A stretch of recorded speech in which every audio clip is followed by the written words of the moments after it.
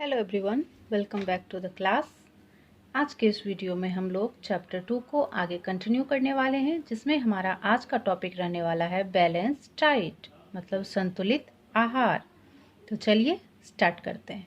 ठीक है, सबसे पहले तो बैलेंस डाइट है क्या, ये कहते किसको हैं? तो इसका डिफिनीशन हम ऐसे दे सकते हैं: the diet which contains all the essential nutrients in the right proportion is called a balance diet. वैसा डाइट जिसमें जितने भी न्यूट्रिएंट्स हमारे बॉडी को चाहिए होता है वो राइट अमाउंट में, मतलब ना कम ना ज़्यादा, राइट क्वांटिटी में, राइट प्रोपोर्शन में मौजूद रहते हैं, वैसे डाइट को बैलेंस डाइट कहा जाता है। ठीक है, तो मतलब कि ऐसा फूड जो कि हमारे सारे रिक्वायरमेंट्स को, हमारे बॉडी में जितने भी रिक्वायरमेंट्स हैं उन सबको फुलफिल करता हो, वैसा डाइट बैलेंस डाइट होता है। It should provide the required energy. It should provide the required energy, मतलब जितना एनर्जी हमारे बॉडी को चाहिए होता है उतना ये प्रोवाइड करवाना चाहिए, ऐसा डाइट होना चाहिए। It should provide materials to repair the damaged cells, tissues in our body। हमारे बॉडी में जितने भी रिपेयरिंग का काम होता है, डैमेज्ड टिश्यूज, सेल्स वगैरह होते हैं, उनको रिपेयर कर सके। मतलब इतनी मात्रा में, अमाउंट में वो सारी चीज़ें क्वांटिटीज में मौजूद होनी चाहिए हमारे डाइट में। रिपेयर डैमेज्ड सेल्स और टिश्यूज। ठीक है, तो वैसा डाइट हमें डेली लेना चाहिए। It should make new substances essential for growth and reproduction. मतलब वैसा डाइट हो जो कि नए सब्सटेंस का भी निर्माण करे, जो कि ग्रोथ एंड रिप्रोडक्शन में सहायक हो, हमारे बॉडी के ग्रोथ एंड रिप्रोडक्शन में भी सहायक हो। ठीक है, next, a meal containing some or all the components of food taken by humans to meet the body requirements is termed as diet। मतलब हमारे बॉडी को जितने भी कंपोनेंट्स की आवश्यकता है वो सब उसमें फुलफिल हो सके, तो ऐसा डाइट हमें लेना चाहिए। मतलब कुल मिला के ये कह रहा है ना कि एक बैलेंस डाइट, ऐसा डाइट, ऐसा खाना पीना सब होना चाहिए जिसमें कि जो रिक्वायर्ड एनर्जी, हमारी बॉडी के जो रिक्वायरमेंट है एनर्जी की, वो भी फुलफिल हो जाए, डैमेज्ड सेल्स और टिश्यूज को भी रिपेयर करे, हमारे ग्रोथ एंड रिप्रोडक्शन में भी हेल्प करे। ठीक है, तो ये सारी चीजें उसमें कंटेन होना चाहिए। अब ये तो हो गया बैलेंस डाइट की बात कि कैसे कौन सा डाइट, किस तरह का डाइट लेंगे और कौन कौन सी रिक्वायरमेंट्स को फुलफिल करने वाला डाइट हमारा होना चाहिए। ठीक है, अब एक नेक्स्ट जो पॉइंट है वो ये है कि the composition of the balance diet depends upon sex, age group and occupation. मतलब डाइट जो है वो किस किस चीजों पे डिपेंड करता है, मतलब कैसे लोगों को किस तरह का डाइट प्लान करना चाहिए। डिपेंड्स अपॉन सेक्स, मतलब वो मेल है कि फीमेल है, उसके ऊपर भी डिपेंडेंट करता है। एज ग्रुप के ऊपर भी करता है, कोई बच्चा है, एडल्ट है, या फिर बूढ़े लोग हैं, तो उसके हिसाब से भी डाइट लेना चाहिए। और ऑक्यूपेशन भी इम्पॉर्टेंट है, क्योंकि बहुत सारे लोग हैं जो कि ऑफिशियल वर्क करते हैं, ज़्यादा फिजिकल वर्क नहीं करते हैं, और बहुत सारे ऐसे लोग भी हैं जो कि बहुत ज़्यादा फिजिकल वर्क करते हैं। तो उनके ऑफिशियल वर्क वाले और मोस्ट फिजिकल वर्क करने वाले लोगों के डाइट में भी डिफरेंसेस होंगे। तो देखते हैं। सबसे पहले तो एक हम लोग वन टिपिकल बैलेंस डाइट, जो कि क्या क्या चीज़ें कंटेन होनी चाहिए उसमें, तो उसको एक नज़र देखते हैं हम लोग। टिपिकल बैलेंस डाइट, ओवरऑल जो एक डाइट होना चाहिए उसे हम लोग थोड़ा सा देखते हैं।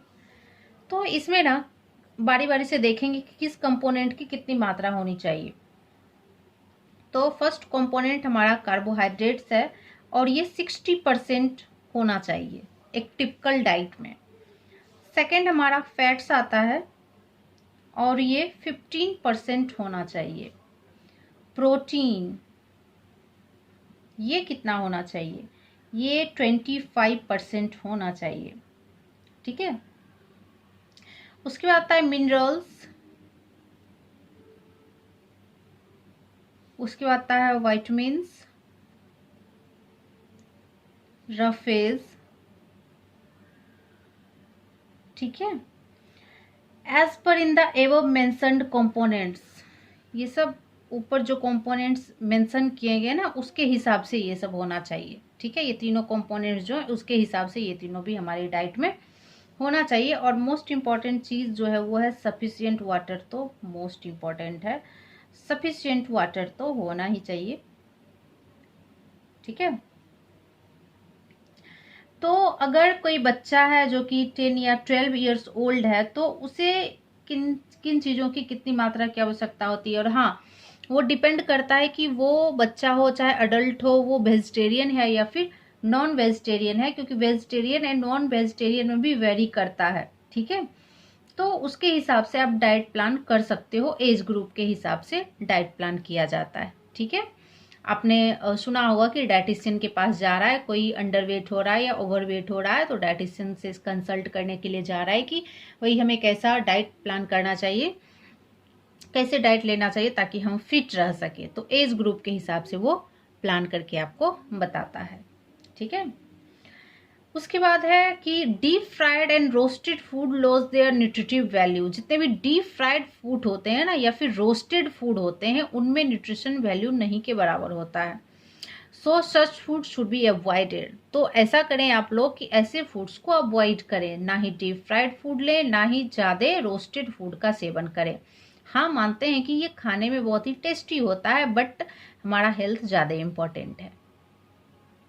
एंड जितने भी ऑयली एंड स्पाइसी फूड्स होते हैं वो भी टेस्टी होते हैं बट वो भी हमारे लिए हार्मफुल होते हैं। ठीक है, तो इसे रेगुलर फूड में शामिल ना करें, कभी कभार थोड़ा बहुत ले सकते हैं बट इसे रेगुलरली लेने की आवश्यकता नहीं है, वो हमें न्यूट्रिशन प्रदान नहीं करते हैं। ठीक है, और ज़्यादातर मात्रा में ऑयली एंड फ्राइड फूड आप लोग लोगे तो एक्सेस, अगर ऑयल आपके बॉडी में जा रहा है, फ्राइड फूड जा रहा है, तो ओबेसिटी हो सकती है, हो क्या सकती है, 100% हो जाएगी। तो अपने बॉडी वेट के हिसाब से, अपने एज ग्रुप, सेक्स क्या है आपका, मेल हो फीमेल हो, उसके बाद आप बच्चे हो या फिर एडल्ट हो, उसके हिसाब से डाइट को प्लान करना चाहिए। ठीक है, तो ये तो हो गई हमारे डाइट की बात।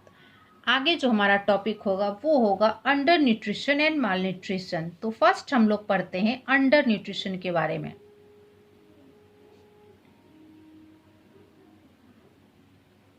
अंडर न्यूट्रिशन,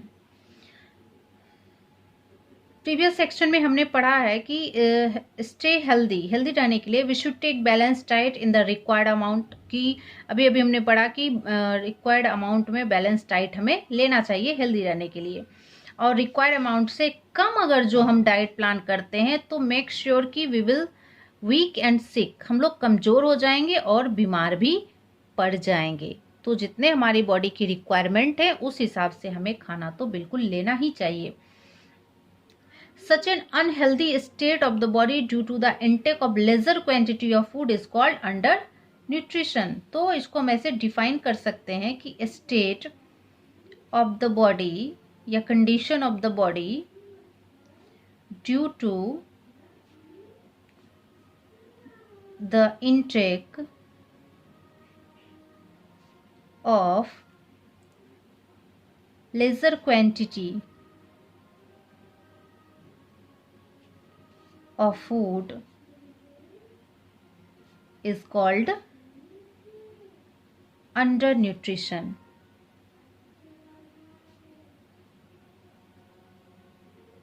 ठीक है, अब क्या क्या रीजन्स हैं जिसके वजह से अंडर न्यूट्रिशन हो जाता है, हम लोग अंडर न्यूट्रिशन के शिकार हो जाते हैं, उसके पीछे क्या क्या वजह है, क्या क्या कारण है। तो फर्स्ट जो रीजन है वो है ड्यू टू पॉवर्टी।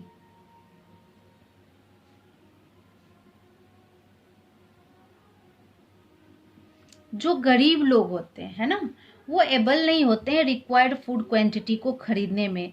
सो इस वजह से जितने भी गरीब लोग होते हैं ना उनके अंदर तो ये खास करके देखने को मिलता है कि वो अंडर न्यूट्रिशन के शिकार हो जाते हैं। तो गरीबी तो इसका मोस्ट इम्पॉर्टेंट फैक्टर हुआ ही अंडर न्यूट्रिशन का। और सेकेंड हो गया due to the non availability of food, due to the non availability of food, मतलब पर्याप्त मात्रा में अगर फूड अवेलेबल नहीं है तो भी हम लोग उसे अपने डाइट में शामिल नहीं कर पाएंगे, तो फिर तो हम लोग अंडर न्यूट्रिशन के शिकार होंगे ही। Sometimes due to reasons beyond the control of people, sufficient food might not be available. Example, during natural calamity, जैसे कि अभी नेचुरल कैलिमिटी आई हुई है, अभी जो वायरसेस इफेक्ट कर रहे हैं, हमारे पूरे वर्ल्ड को इफेक्ट कर रहा है, तो इस कंडीशन में बहुत सारी चीज़ों की स्कार्सिटी आपको देखने को मिलती है। तो कुछ नेचुरल कैलिमिटी जैसे कि फ्लड, ड्राउट वगैरह हो गया, तो उस टाइम पे फूड अवेलेबिलिटी कम हो जाती है, तो उस टाइम पे भी लोग अंडर न्यूट्रिशन के शिकार हो जाते हैं। ठीक है, तो ये दो मोस्ट रीजन्स हुए जिसके वजह से लोग अंडर न्यूट्रिशन के शिकार हो जाते हैं। नेक्स्ट जो हमारा है, ये तो अंडर न्यूट्रिशन था, अब आता है मेल न्यूट्रिशन। तो ये क्या होता है देखते हैं। कभी कभी हमारे डाइट में एक या एक से ज्यादा न्यूट्रिएंट्स का अभाव रहता है। ठीक है, अभी तो फूड एबिलिटी की बात हम लोग कर रहे थे अंडर न्यूट्रिशन में, बट ये जो है ना, ये हमारा डाइट वैसा होता है जिसमें न्यूट्रिएंट्स का अभाव रहता है। In such situation even if we eat sufficient food our body does not get the required nourishment.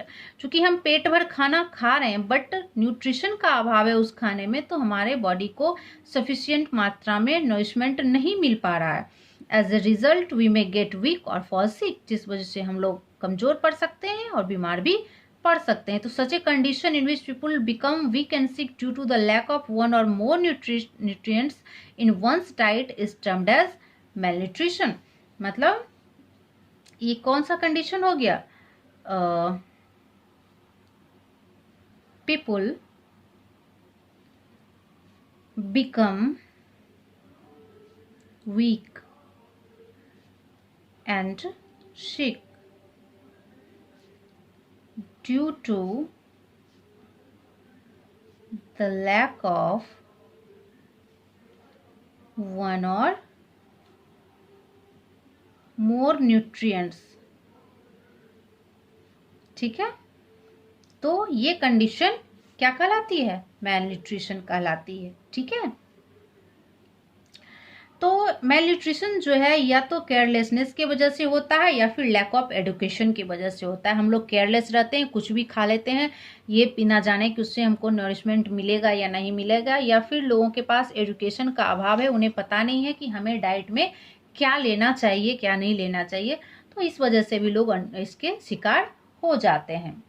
तो बोथ जो सिचुएशन है, under nutrition and mail nutrition, वो retard the growth and cause mental and physical disabilities in people of all age groups। जितने भी age groups के people हैं, चाहे वो बच्चा हो, बूढ़े हो, यंगस्टर्स हो, सब में ये मेंटल और फिजिकल ग्रोथ में ये रुकावट पैदा करता है। ठीक है, एंड जो ग्रोइंग चिल्ड्रन होते हैं, उनका ग्रो करने का एज होता है, वो तो बैडली अफेक्टेड होते हैं, चाहे वो अंडर न्यूट्रिशन के शिकार हो जाए चाहे वो मेल न्यूट्रिशन के शिकार हो जाए, दोनों ही कंडीशन में वो अफेक्टेड होते हैं।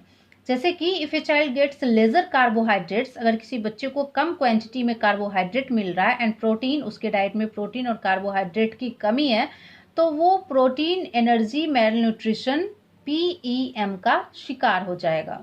ठीक है, किसका शिकार हो जाएगा? Protein energy mail nutrition PEM का शिकार हो जाएगा वो बच्चा। ठीक है, एक बच्चा जो कि मेल न्यूट्रिशन का शिकार है वो बीमार पड़ जाएगा। ठीक है, बराबर बीमार पड़ेगा, लगातार वो बीमार ही रहेगा। And malnourished child does not need costly medicine और टॉनिक। जो भी मेल न्यूट्रिशन के शिकार है ना, ये मेल न्यूट्रिशन के अगर बच्चे शिकार है तो उनको ज़्यादा मात्रा में टॉनिक्स या दवाई देने की जरूरत नहीं होती है, उन्हें रिक्वायर्ड अमाउंट में बैलेंस्ड फूड देना होता है, बैलेंस्ड डाइट प्रोवाइड कराना होता है। उस कंडीशन में आप मेल न्यूट्रिशन के से बच सकते हो। और अगर कोई अंडर न्यूट्रिशन का शिकार है तो भाई उसे टॉनिक्स वगैरह एक्स्ट्रा में दिया जा सकता है, डॉक्टर्स उसको प्रिस्क्राइब कर सकते हैं, ताकि उसके बॉडी के अंदर जो फूड की अनअवेलेबिलिटी है वो कंप्लीट किया जा सके। ठीक है, तो अब नेक्स्ट जो हमारा टॉपिक है वो है ओबेसिटी। ये तो मतलब कि आजकल की कॉमन सी बीमारी हो गई है, बहुत सारे लोगों में दिखी जाती है ओबेसिटी। तो ओवरवेट, अभी हमने कम वेट वाले बीमार लोगों की बात की, तो भाई अब हम लोग ओवर वेट वाले लोगों की भी बात कर लेते हैं। ओबेसिटी के शिकार हैं वो लोग भाई। तो the over weight and bulkiness of a person's body due to excessive accumulation of fat in its body is called obesity. मतलब उनके बॉडी में एक्सेसिव फैट्स जमा हो गया है, ठीक है, एक्सेसिव फैट्स कलेक्ट हो गए हैं, दैट मीन्स वो किसके शिकार हो गए? ओबेसिटी के शिकार हो गए। तो इसके कॉजेज क्या क्या हैं, क्यों आदमी ओबेसिटी के शिकार हो जाते हैं? ओवर ईटिंग, फर्स्ट इसका कॉज क्या हो गया? ओवर ईटिंग, मतलब बहुत ज़्यादा मात्रा में खाना। एंड फैट रिच फूड तो मोस्ट इम्पॉर्टेंट है इसके कारण में, फैट रिच फूड वगैरह ज़्यादा खाना नहीं चाहिए। सेकेंड, हार्मोनल इम्बैलेंसमेंट भी हो सकती है, ठीक है, जैसे थायराइड वगैरह के शिकार होते हैं तो उसमें भी बहुत सारे लोग थायराइड में बहुत पतले भी हो जाते हैं एंड बहुत सारे लोग बहुत मोटे भी हो जाते हैं। मतलब किसी में थायराइड का प्रवाह ज़्यादा हो जाता है और किसी में कम होता है, तो उस हिसाब से होता है। थर्ड है मेटाबॉलिक डिसऑर्डर हो गया, मेटाबॉलिज्म हमारे बॉडी का सही से काम नहीं कर रहा है, तो उस कंडीशन में भी हम लोग मोटापे का शिकार हो जाते हैं, ठीक है। लैक ऑफ फिजिकल वर्क, मतलब खा पी लिए ढेर सारा और कोई फिजिकल एक्टिविटी कर ही नहीं रहे, तो फिर हमारे बॉडी में तो वो फैट इकट्ठा रहेगा ही। तो एक्सरसाइज भी नहीं कर रहे हैं तो उस कंडीशन में भी आप मोटे हो जाओगे। तो भाई मोटे होने का कारण तो हमने देख लिया, तो अब ये देखना है कि हाँ इससे बचा कैसे जाए। वेज टू कंट्रोल ओबेसिटी, देखते हैं। तो ways to control obesity can be controlled by क्या? Doing physical exercise. कैसे इसको कंट्रोल कर सकते हैं? तो doing physical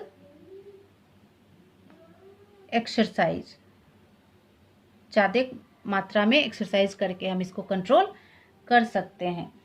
taking medicine, hormonal imbalance को कम करने के लिए हम लोग मेडिसिन भी ले सकते हैं, डॉक्टर से दिखवा के प्रिस्क्राइब करवा के हम लोग मेडिसिन भी यूज़ कर सकते हैं। एंड थर्ड जो हो गया, avoiding high fat carbohydrate rich food, जितने भी है उसको अवॉइड करना है, ठीक है, फैटी फूड्स को अवॉइड करना है। तो इस तरह से हम लोग ओबेसिटी से बच सकते हैं, ठीक है। अब है ओबेसिटी एक हेल्थ हजार्ड है, क्यों? तो obesity is a serious health hazard because people are not active and may suffer from any of the following disease. मतलब मोटापा जो है ना बहुत सारे बीमारियों का घर होता है, बहुत सारी बीमारियों से ग्रसित हो जाते हैं वैसे लोग जो मोटापा के शिकार हैं। जैसे कि कोलेस्ट्रॉल उनका बढ़ जाएगा उनके बॉडी में, ठीक है, और जैसे कि हाई ब्लड प्रेशर हो जाता है, ब्लॉकेज ऑफ आर्टरी हो जाता है, कोरोनरी अटैक हो जाता है, डायबिटीज़ हो जाता है। तो इतनी सारी चीज़ें हैं जो कि एक ओबेसिटी की वजह से इतनी सारी बीमारियां हो जाती हैं। तो हमें अवॉइड करनी चाहिए ऐसी चीज़ों को, हमें ज़्यादा मात्रा में एक्सरसाइज करना चाहिए, हमें एक्सेस फैटी फूड नहीं लेना चाहिए, ठीक है। अभी जिन जिन चीज़ों को हमने बताया वो सब फॉलो करेंगे तो फिर हम लोग हमेशा फिट एंड हेल्दी रहेंगे। तो ठीक है, आज के लिए इतना ही। अभी तो लाइट भी कुछ प्रॉब्लम क्रिएट कर रहा है, तो मिलते हैं फिर नेक्स्ट क्लास में। तब तक के लिए बाय एंड टेक केयर।